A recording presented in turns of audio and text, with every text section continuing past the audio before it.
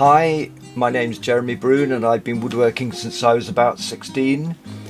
Today I'm going to talk for just a minute on the topic of what they don't tell you about orbital sanders. Now, very briefly, let me quickly say that I started this series of impromptu videos a few years ago and I intended to make it a regular thing, but only managed to do a handful of videos.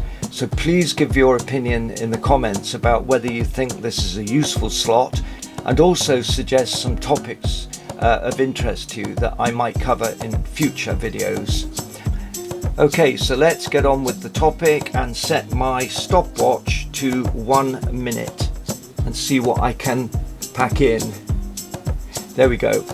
Okay, an orbital sander, whether you call it random orbit or what, is a power tool that has an oscillating pad, and you apply light pressure on the wood using various grits or grades of abrasive paper, and they're usually disc sanders, although the original ones were pad sanders, and I still have one that I use now.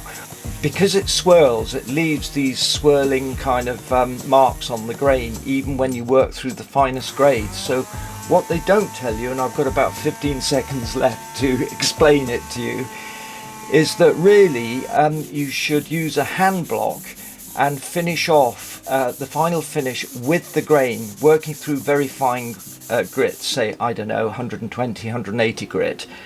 Well, there we are, we have 1 minute. It should have rung the timer bell.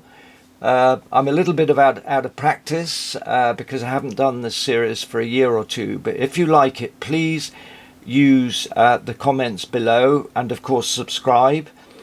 And thanks for watching, and don't forget that, you know, successful woodworking is using both power and hand tools. Just because a power tool does a job, it doesn't mean to say that you don't complete that job by hand, or vice versa.